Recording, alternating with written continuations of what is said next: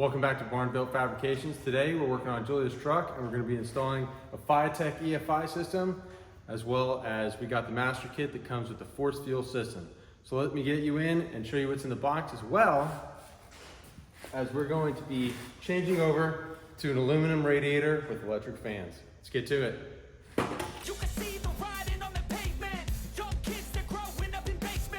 So for Julia's truck, I opted to go with the Go Street setup, which is rated for up to 400 horsepower.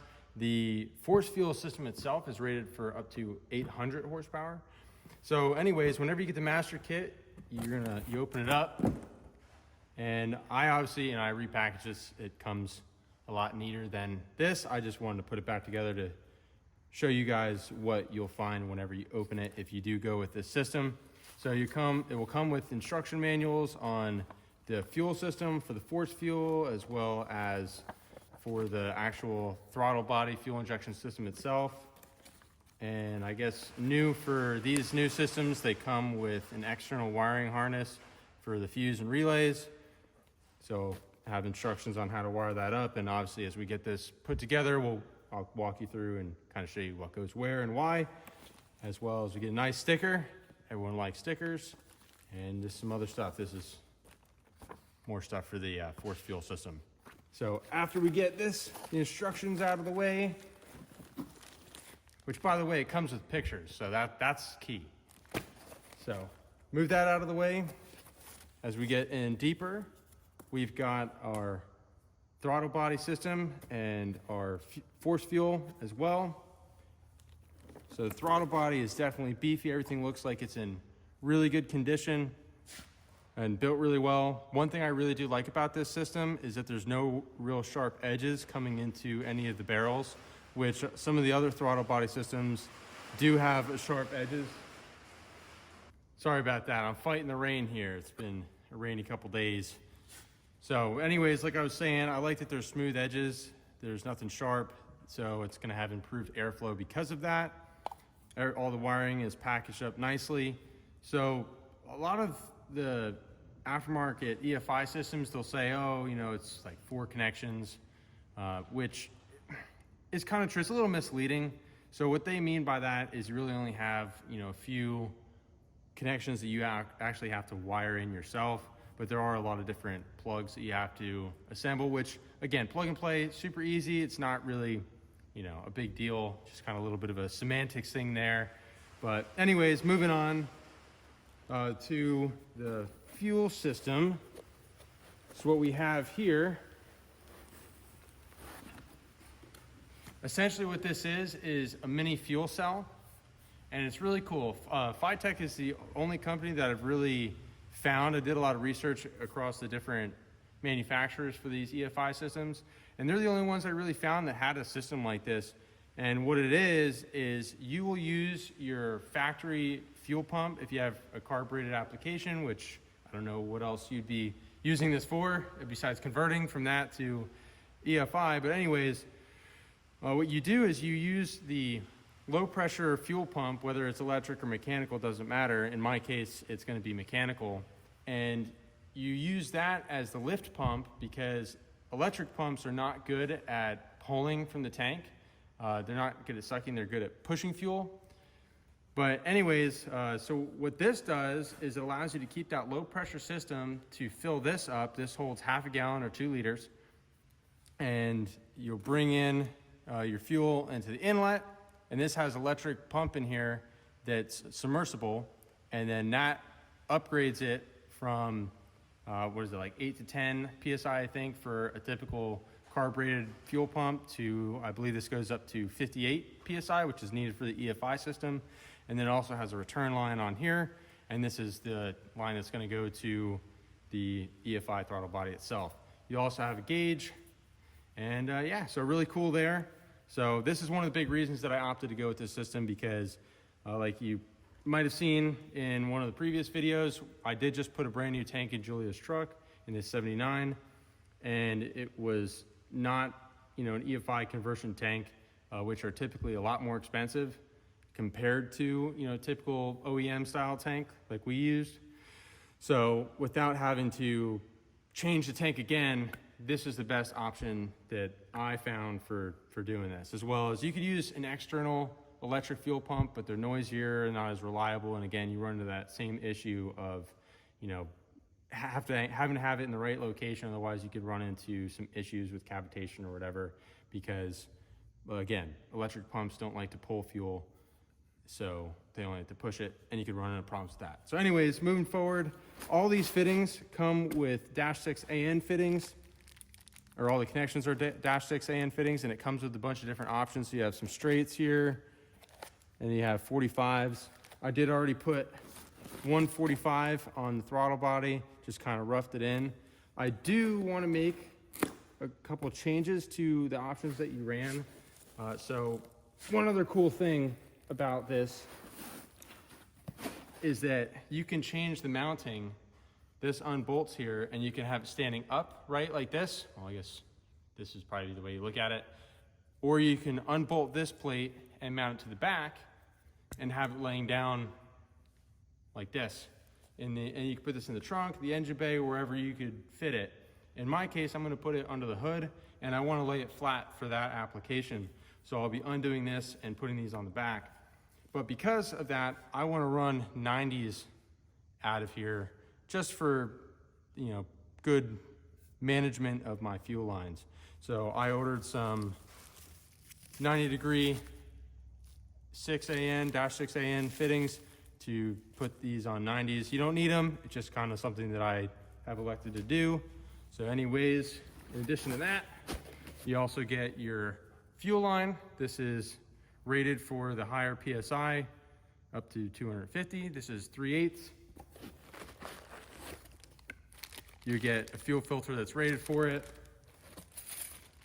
some clamps. You get boots for your connection for your fuel pump. It's in this force fuel. And then they also supply you with, I can undo this, a return line if your gas tank does not have it. So one really cool thing about this, again, something that I've only seen FiTech use, this will go, you basically drill a hole in your existing non-EFI gas tank, and you'll run this bolt. Man, it's a long bolt. You run that through this other side. Well, obviously you'll take out this fitting. And what it does, it works kind of like a rivet. So as you tighten this down, you'll obviously pass this through the hole in the tank. And as you tighten down the screw, it will suck this in like a rivet and compress in there. So that will give you a return if your tank or sending unit does not have one already on it. So that's really cool that this comes with it. So put this to the side. So moving over to this, we have our handheld. This will give you all your readouts and everything that you're gonna do as far as setting this up. So that's really cool that you got that. This is going to be the water pump temp sensor connection. So then going down to the next level, you'll see that we have that external fuse box that has a couple fuses in it, as well as your relays. And then you'll have your clamp for your bung where you're gonna put in your O2 sensor. You have your O2 sensor, and then the wiring for the handheld will be in there, as well as gaskets. And then one other thing to mention, if you do not have the force fuel system, your return line is going to come off of the throttle body. So this will come in here, and having the force fuel system, you take this out and replace it with a plug, because we're gonna have our return in the actual force fuel system. So that's in there, and yep, you just have your bung, or this is a reducer, I think, for the temp sensor, a couple connections, and then you have a mount for your handheld.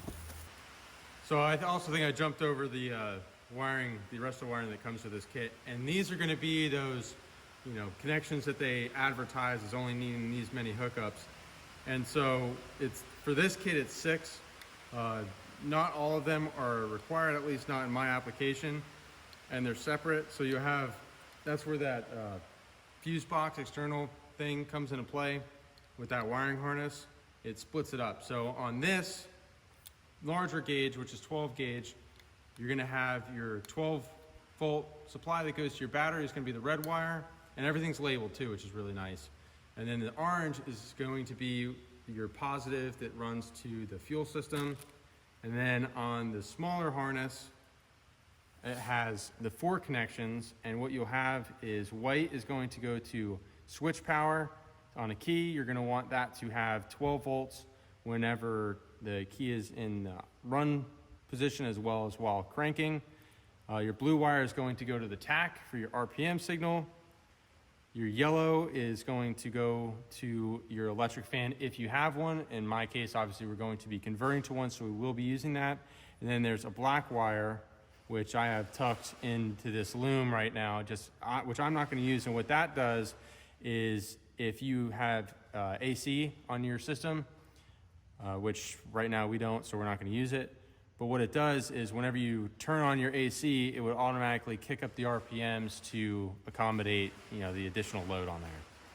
So the first thing that I'm gonna wanna work on is getting this return line installed, since like I was saying, this tank currently does not have an option for that. So I'm gonna get the tank dropped and then I'll walk you through how to get this installed. All right, so I got the gas tank out and I got the hole drilled. I didn't record that for liability reasons, so I'm just gonna say, consult a professional, don't do this at home, all that legal jargon, so we're clear. But I started with a 1/2 inch hole, the directions say 1/2 inch, or at least starting with it, and then I just used a step bit to open up just a little bit more to get this to fit in. So whenever you're ready to put it in, you have your hole drilled, you take that gasket, and you put it on here, make sure it's centered, set this in the hole, and then you run the bolt and the washer on the outside in.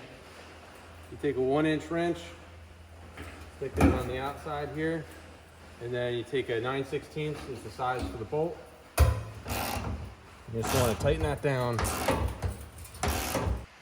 All right, so I got this fully seated. After you get it seated, you pull out the bolt. And what I did for the metal shavings is I ended up taking, this is just a flashlight that has a magnet on the back, and I just went inside and tried to scoop up as much as I could. I think I did a pretty decent job getting them out. I'm sure there's still a little bit, but we have sock and a bunch of filters, so it should be okay. So I'm gonna get this tank put back up under the truck, and then we'll move on from there. So you see we got the gas tank put back in. I got the AN fittings put on.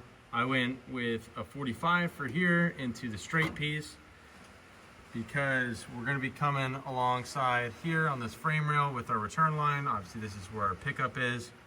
And so I can just hit it coming in straight like that.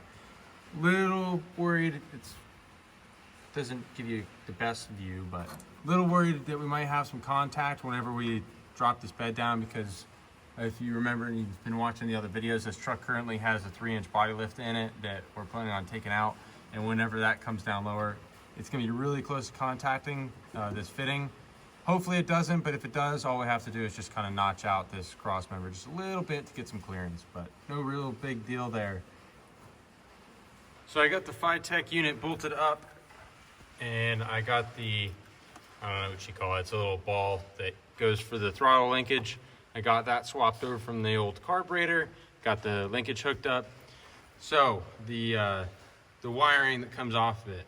So to the left here, this is going to be the connector that goes for the coolant temp sensor, which on this truck is going to go into the thermostat here. We'll get that swapped out. And then this is the main harness that we need to look into. This is where you would bolt up, or connect to rather, your fuse box. Okay. And then out of there, so this, it's hard to do this with one hand.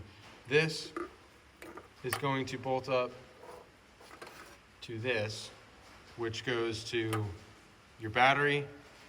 It's going to be the red. Your fuel pump is going to be the orange. So that connects into this guy. And then out of here, this is going to connect to the gray plug coming off of the EFI system. And then this black plug is going to connect to this harness that again, yellow is for your electric fan, blue is your tack signal, white is your switched power, and then black I'm not using, but again, that would be for if you have AC, it would ground out whenever you turn on the AC and it raise the RPMs to accommodate for the AC kicking on. So this is where I'm planning on putting the force fuel system. This is where the second battery, I guess, would go. So I think that this is going to be the perfect place to put this. It is one complaint that I do have is I wish that the bracket, which I did swap from the bottom right here, this part of this system, to the back. I wish that it was a little bit wider because I know it's a little hard to see dark, but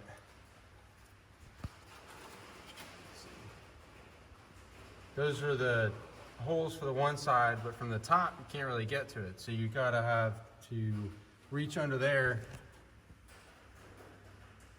which is a pretty tight spot, especially on the back. So I was going to do riv nuts and set those in here and then screw them in.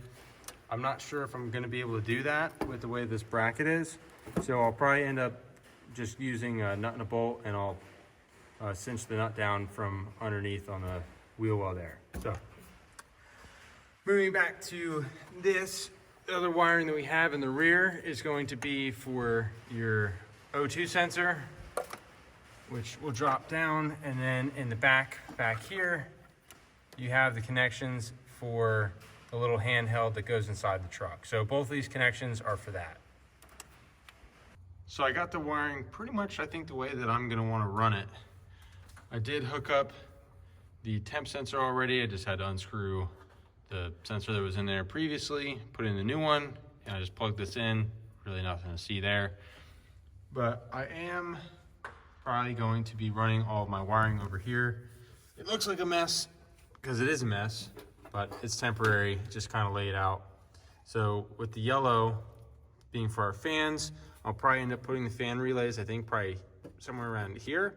So that way we can run our power up to our starting solenoid, the battery side of it, and then we can just whip over our trigger for it, for the two of them over here. So we have two fans.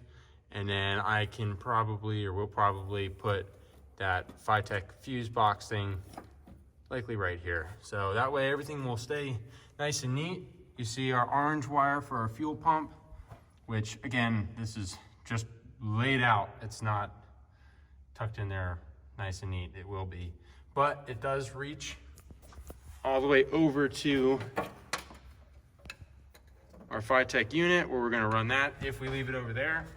And in that way, our heavy 12 gauge red can also jump to the positive side of that starting solenoid. And then what else? Yeah, we have our tack signal run over here. I've got it, it's gonna be in here. I have to shorten this loom up a little bit, but that will run to here. We'll have our 12 volt switched. We'll come in over here, and yeah, I think that's it for those harnesses, and then everything else for the O2 sensor will drape back, and then our, whatchamacallit, the handheld will run inside the cab. So I think the next thing that I'm gonna do is get this radiator pulled out of here and this mechanical fan. That will give me a little bit more access to be able to reach some stuff in here and be able to run the wiring a little bit easier. And yeah, then we'll probably continue on the wiring and kind of get that cleaned up and set up, and then get the new radiator in here, and then we'll finish off with plumbing the fuel system and doing all that good stuff.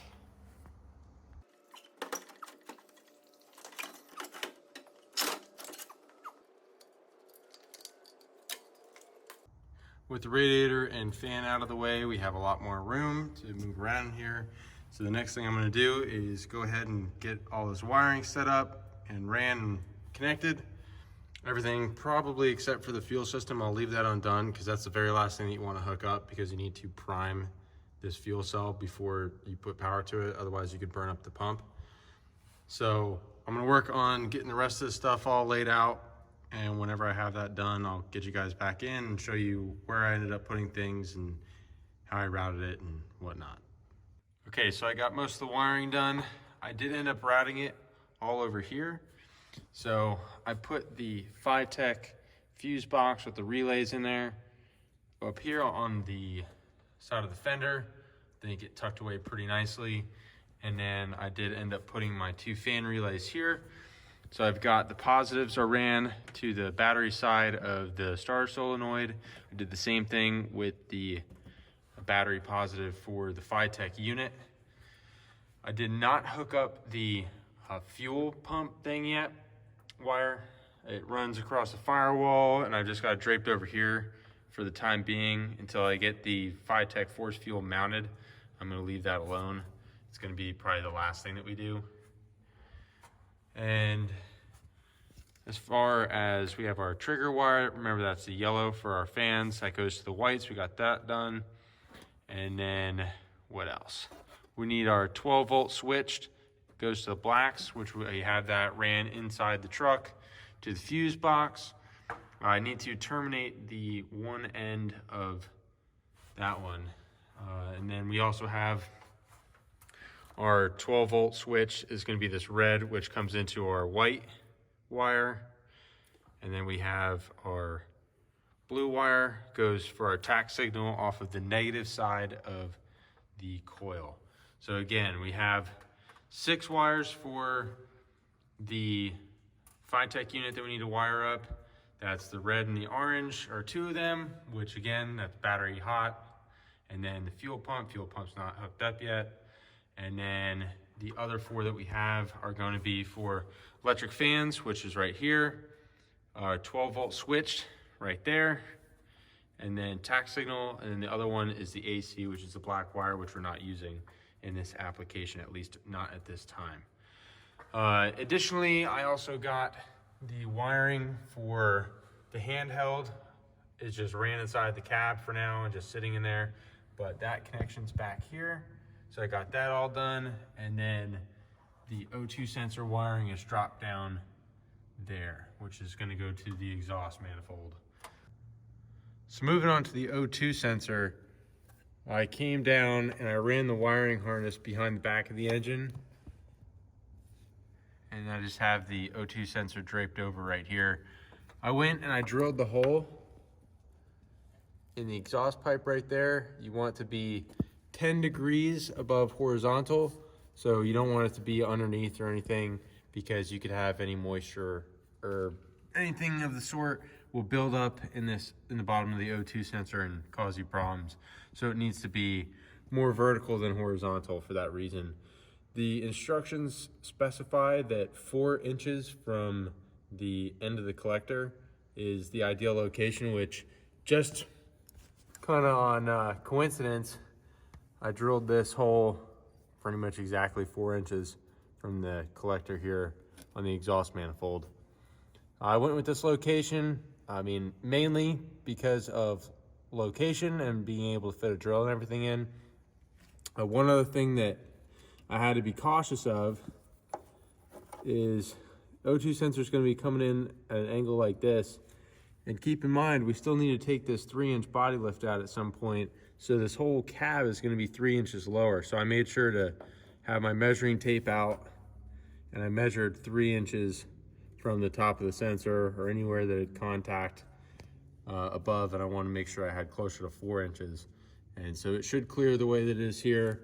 And I also measured with it pretty much from here, when in reality, whenever we get this screwed in, all this is going to be inside the exhaust pipe. So you really only have this much that you have to worry about, or wherever the wire, as opposed to the whole thing.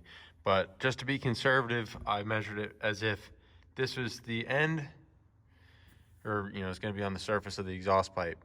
The O2 sensor, what you get in the bag, you have the option where you can weld on this bung, which would go right over here, and you fully weld it. Or you have the option where you can use this gasket. You set it on there first, put this on top, and then you just take these exhaust clamps and you clamp it to the exhaust pipe. So The best way and the real long-term thing to do is to weld this onto the exhaust. But in my case, at least temporarily, I think that I'm going to clamp it. I considered welding it, but my concern is trying to get in there, which I think I get in there fine. But if I run into any issues with it, trying to get the exhaust off, some of the studs on the manifold were looking a little questionable, and I didn't want to put myself in a situation where something strips out or snaps off or breaks, and then that's not fully sealed up, the O2 sensor, then I have an exhaust leak and that throws off the whole system and it's not running right. So I figured the best thing to do is clamp it and then get it over to an exhaust shop who's, does that stuff all the time. They'll be able to handle the situation, and for probably a whole lot cheaper than my time if I were to do it myself and run into a problem.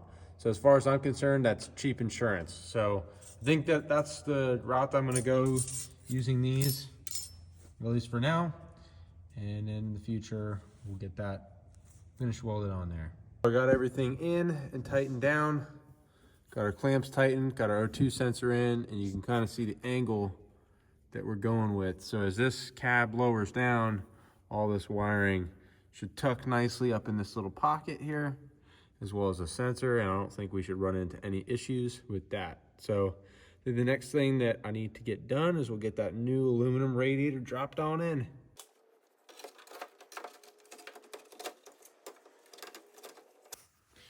All right, so I'm running into a couple fitment issues with this new aluminum radiator.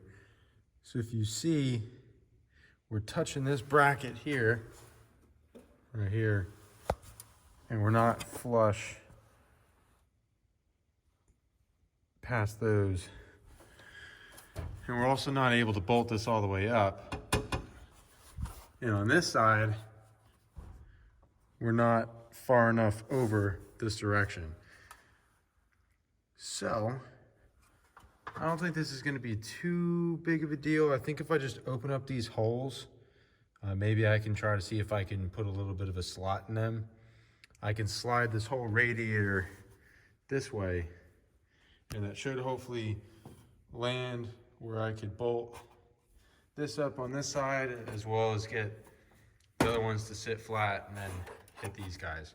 So I'm going to open up. I should just have to modify these two holes here, and I think everything should hopefully, fingers crossed, fit up properly.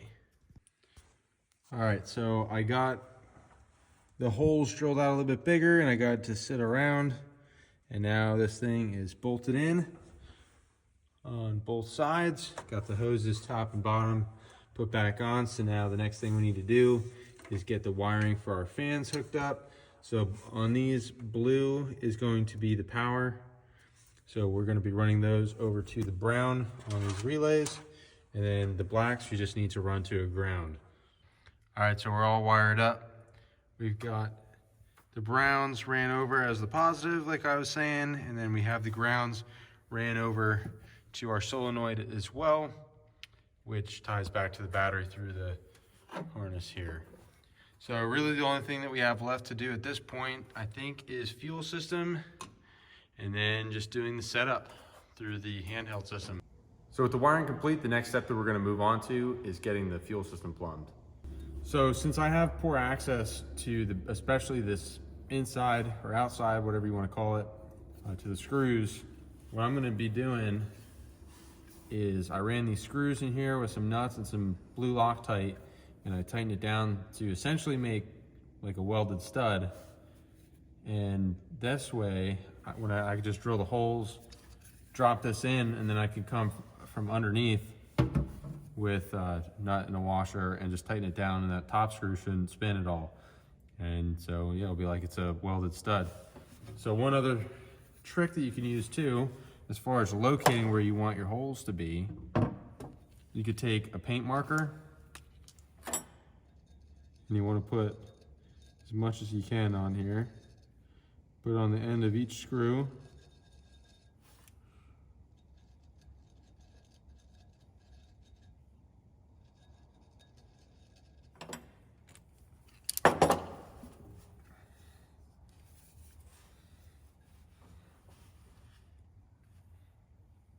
and then just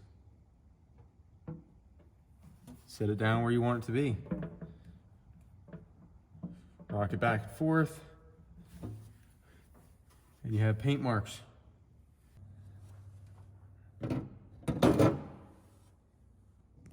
So we got the holes drilled, and we got the force field system put on.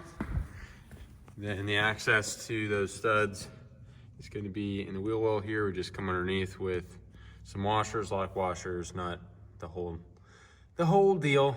But before I get this screwed in, I do want to do something else with the FiTech unit.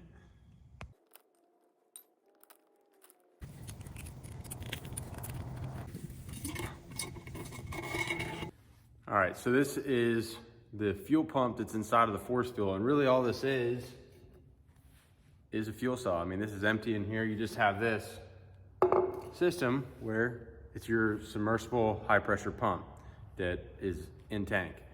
So the instructions, and from what I've seen other people do, is they say before you start the truck or whatever vehicle you have it on, or even put power to this electric pump, you want to leave it unhooked and then get in the vehicle and crank it over, turn it over a few times to try to get the mechanical pump to fill this fuel cell, so that way whenever you put power to this, it's not, you know, cavitating the pump and just sucking in air, which could burn it up pretty quickly.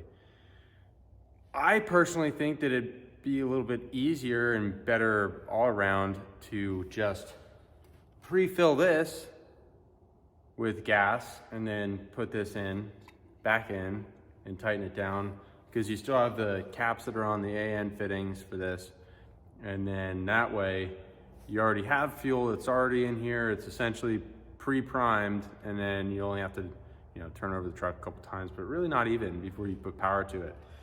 Maybe this is a great idea. Maybe it's a terrible idea and I just made a big mistake by opening this up, but I don't see any reason why it would be. But anyways, I want to fill this up with some gas and get this put back together, and then I'll get this tightened down on the truck, and we'll keep going from there. We'll get the rest of the fuel system plumbed in. All right, so I got all of the fuel lines plumbed in. So again, this middle one is going to be the high pressure line that goes to the EFI system. And out of that, you've got a fuel filter.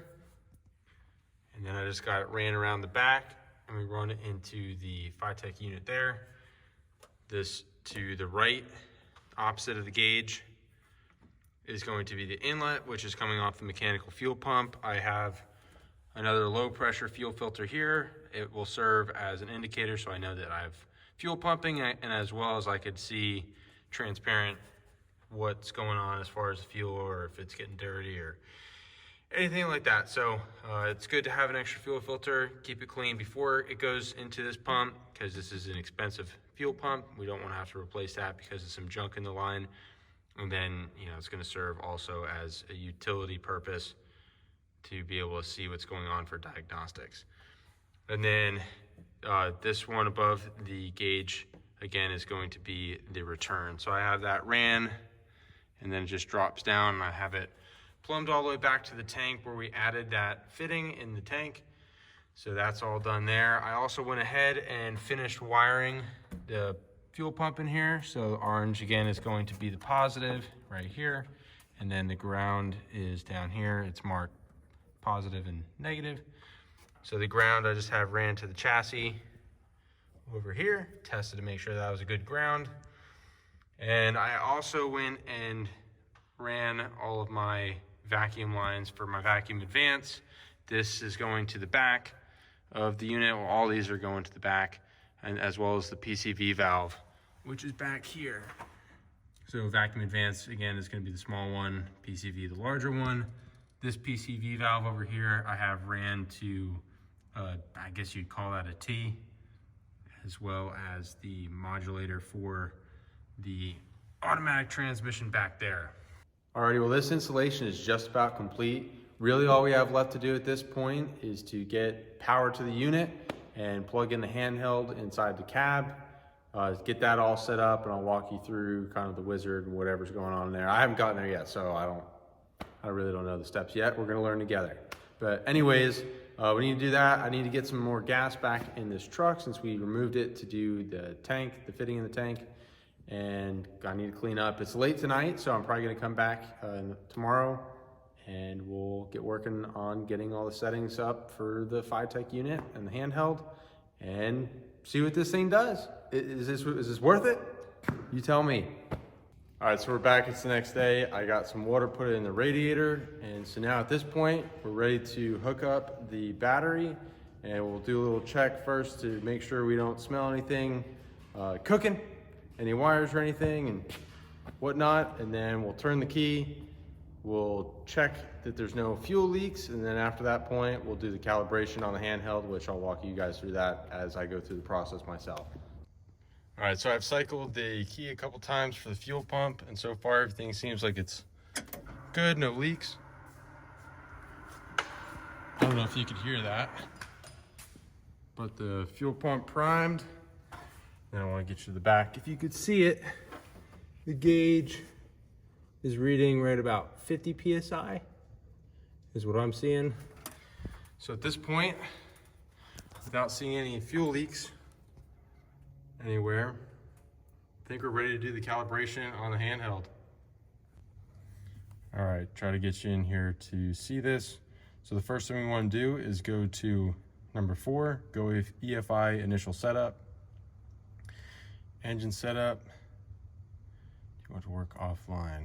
ECU no response. Hold on, let's turn the key.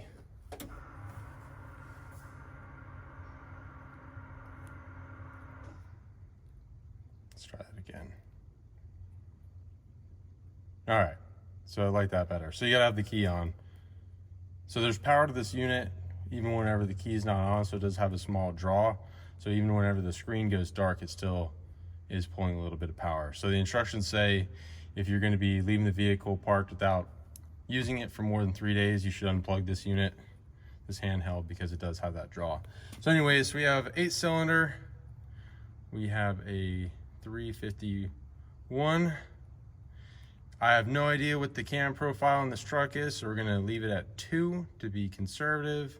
Rev limit, definitely not 7,000. We'll probably put this at, or for this truck, we'll probably go to like 5,200. All right. For our idle, I'm going to want to bring that up to 750 RPM.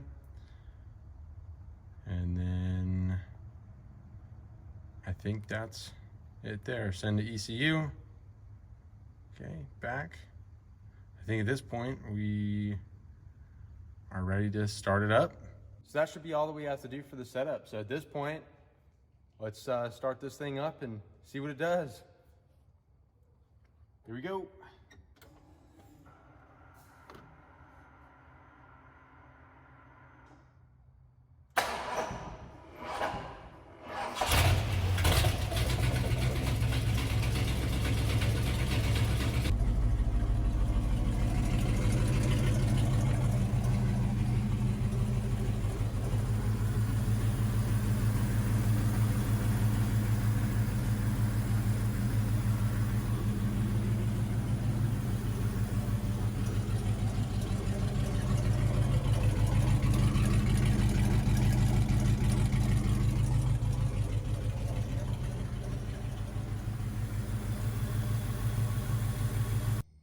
Well, the truck started cleaning up and running pretty well, but if you see behind me, it got a little hot.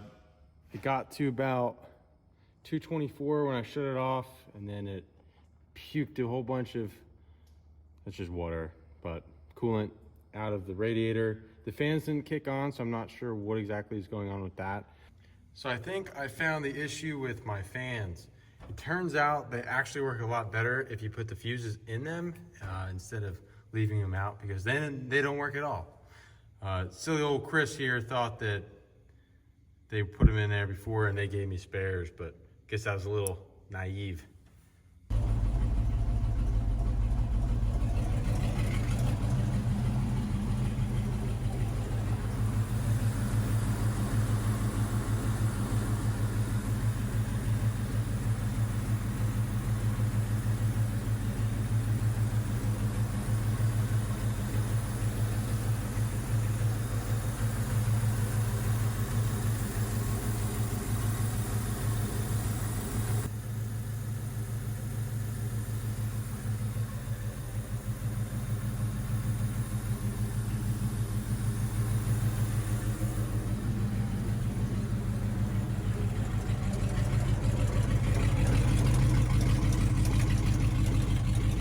Well guys, that's gonna wrap up this video. The truck is running better than it ever has since we've owned it.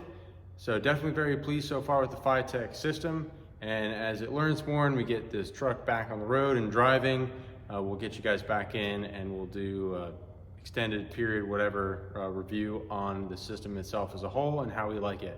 So thank you guys all for watching. I appreciate it very much. If you have any interest, check out our Instagram page. It's BarnBuiltFabrications. We have some stuff uploaded there that's kind of shorter form content, and sometimes there's some sneak peeks on there. Things will be on the Instagram page before they'll make it to the YouTube channel. But you guys get outside, get wrenched on something, piss off your neighbor, disappoint your mom, and until next time, keep on keeping on.